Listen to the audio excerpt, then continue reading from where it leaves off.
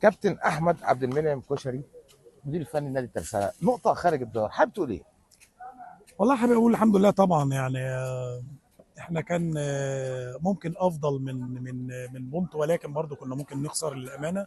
كنا خسرانين لاخر دقيقه وقدرنا ان احنا نرجع 3 مرات بترجع. وانت النهارده مش في احسن حالتك الدفاعيه النهارده. في كانت ثغره كبيره النهارده في خط الظهر عندنا، كلهم ما كانوش في حالتهم. والثلاث الاهداف اللي جم فينا اخطاء يعني باينه. فبالتالي وانت عندك اخطاء وعندك المشاكل دي بتخرج من المباراه متعادل. يعني لو كنا النهارده مركزين شويه دفاعيا كنا نقدر نكسب. ومع ذلك احنا بنلعب فرقه محترمه جدا، فرقه عملت خلقت علينا فرص خطيره، فرقه مميزه عندها سرعات، فرقه كسبت فرق كبيره هنا على ملعبها. فانت النهارده ما تخرج بره ملعبك وتجيب بونت، لا كويس. انا بقول المشوار لسه طويل، مشوار طويل جدا. اللي هيفضل ياخد يحصل النقط هو اللي هيبقى قريب ان شاء الله من الصعود. وانا بقول لفرقتي ان هي عملوا مباراتين مجهود عالي الاسبوع ده. يمكن الاسبوع او من كام يوم كنا بنلاعب وكنا اقرب للمكسب، وكل الناس شافت المباراه يعني نكسب سكور كبير يعني، ولكن ما كانش فيه توفيق. النهارده ربنا بيكرمك بتجيب جون في الاخر، فربنا كبير يعني. فالحمد لله برضو بشكر لعيبتي على المجهود اللي هم عملوه في ظل المشوار البعيد ده، في ظل بعض اللعيبه اللي مش في حالتها النهارده. فالحمد لله نتيجه كابتن كويسه. احمد عبد المنعم كشري، طموحه ايه مع نادي الترسانة السنه دي؟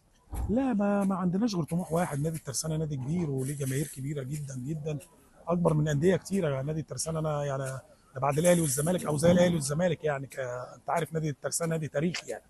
فبالتالي لا، احنا طموحنا ان احنا نسعد جماهير الترسانة، وان شاء الله باذن الله بنشتغل على الصعود. وان شاء الله يكون حليفنا ان شاء الله، وبنجتهد وبنحاول. وهم في ظهرنا للامانه، في ظهرنا جماهير وناس واعيه وفاهمه وعارفه قد ايه الدوري صعب.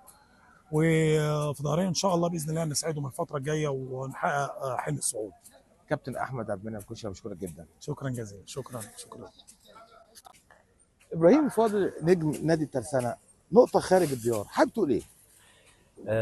طبعا الحمد لله على كل حال. نتيجة طبعا احنا جايين مركزين على المكسب، مش مركزين على التعادل خالص. الماتش الاتصالات اللي فات ضيعنا اكتر من فرصة. جينا هنا ان احنا نعوض الماتش اللي احنا ما قدرناش نكسب فيه ونجيب فيه نهدف فيه. جينا اتفاجئنا لقينا فرقة البترول فرقة محترمة الصراحة يعني، وملعب كبير جدا وواسع. يعني طالعين من ملحمه ماتش الاتصالات ده، فجينا واحنا اصلا برضه محملين والسفر مشوار كبير. بس الحمد لله قدرنا نتعادل. احنا فرقه كبيره طبعا، بننافس على الصعود، مش جايين ان احنا نلعب على تعادل. بس الحمد لله ان التعادل برضه ايه مع فرقه كويسه وفرقه محترمه زي البترول في ملعبها، الحمد لله يعني. ابراهيم فاضل مع النادي الترسانة، طموحه ايه السنه دي؟ لا، احنا طموحنا دايما ان احنا نصعد دوري ممتاز يعني. جمهور النادي ان شاء الله بامر الله يعني. لسه بدري، بنقول لسه بدري. طبعا لسه في دور تاني بحاله، ولسه في ماتشين تاني في الدور الاول. ان شاء الله بامر الله احنا مش بعاد خالص، احنا قريبين. وان شاء الله بامر الله اللي احنا فقدناه الدور الاول نقدر ان احنا نعوضه الدور الثاني، وان احنا ان شاء الله يكون لنا شأن كبير في الدوري السنه دي، في الثلاث مراكز الاوائل، ونصعد ان شاء الله دوري ممتاز. ابراهيم فاضل، نجم نادي الترسانة، بشكرك جدا. حبيبي شكرا. كابتن سعيد صبحي، نقطه داخل الديار بعد 3 اهداف كادت تحصل بها على ال3 نقاط، حابب تقول ايه؟ والله الحمد لله، انا بحمد ربنا سبحانه وتعالى على كل شيء يعني.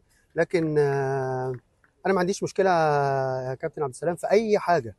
لكن فرقه راجعه من هزيمه تقيله ورقم كبير بعد ماتش كبير عملوه قدام فرقه البنك الاهلي في كاس مصر. يمكن اللعيبه حست بنفسها شويه، وحست ان في ناس وكلاء كلموهم وانديه بدات تكلم بعض اللعيبه، فاللعيبه صغيره في السن ما عندهاش خبره، مش عارف، ما عرفتش تفصل، فكان الدروب اللي موجود في ماتش الكهرباء. اوكي، ما عنديش مشكله خلاص. طيب نيجي الماتش النهارده، فرقه كبيره طبعا، فرقه ترسانه ما شاء الله، سكواد كبير جدا، ملايين موجوده مصروفه على الفرقه، ربنا يكرمهم ان شاء الله.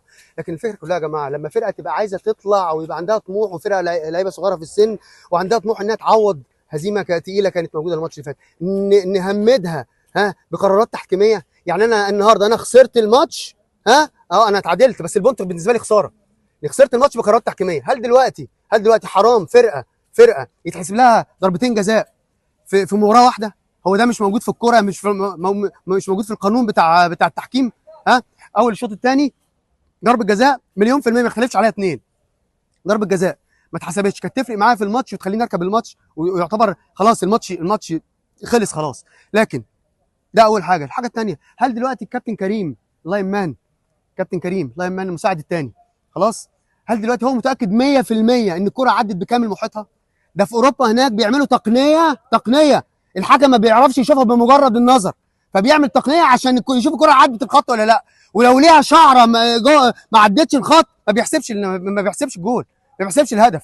لكن هو دلوقتي شافها مليون في المية انها عدت عشان يحرمنا من 2 بونت، من 2 بونت يفرقوا معانا في الجدول مع فرقه جايه يعني عندها طموح انها تعمل حاجه وترجع تاني لشكلها الطبيعي. ها، بعد هزيمه كبيره. ها، بتهمدونا ليه يا جماعه؟ بتهمدونا ليه يا جماعه؟ ليه بس؟ حرام يا جماعه. انا مش عايز اتكلم في اي حاجه، اللعيبه تشكر، عملنا ماتش كبير جدا مع فرقه كبيره زي ما بقول لك، عملنا ماتش كبير. ها، وضيعنا فرص كتير جدا ماشي، لكن في النهايه فقدت 2 بونت، فقدت 2 بونت بخطا تحكيمي، شفتها 100% يا كابتن كريم. انا مش عارف ضميرك طيب ازاي لو انت مش متاكد، لو ازاي انا مش عارف اقول ايه، مش عارف. هو ده اللي عندي يا كابتن، هو ده اللي عندي. كابتن سعيد صبحي انا بشكرك جدا. شكرا. محمد طلبه حارس مرمى نادي الترسانه، تألق النهارده وصديت ضربه جزاء، حابب تقول ايه؟ الحمد لله رب العالمين. بشكركم طبعا على المجهود اللي دايما باذلينه في كل الملاعب. مباراة النهارده صعبة جدا يعني. بتلعب فريق كبير والناس بتشتغل بشكل كويس، وراجعين من خسارة المباراة اللي فاتت، خسرانين في ملعب الكهرباء. فكان النهارده ضغط المباراة كان صعب شوية، ان هم الناس راجعة من خسارة فعايزة تعوض الخسارة اللي فاتت. احنا كمان الماتش اللي فات تعادلنا في ملعبنا، فما كانتش يعني كان الاداء كويس، بس طبعا متعادل، فاحنا جايين النهارده عايزين نكسب، فده صعب المباراه على الفرقتين، وده يمكن خلى الجيم النهارده مفتوح شويه، واللي كان فيه 6 اهداف الحمد لله. يعني بالنسبه لبيلين، هو كان توقيته صعب كمان في اخر الشوط الاول، فربنا وفقني وصديته، ده ريحنا شويه.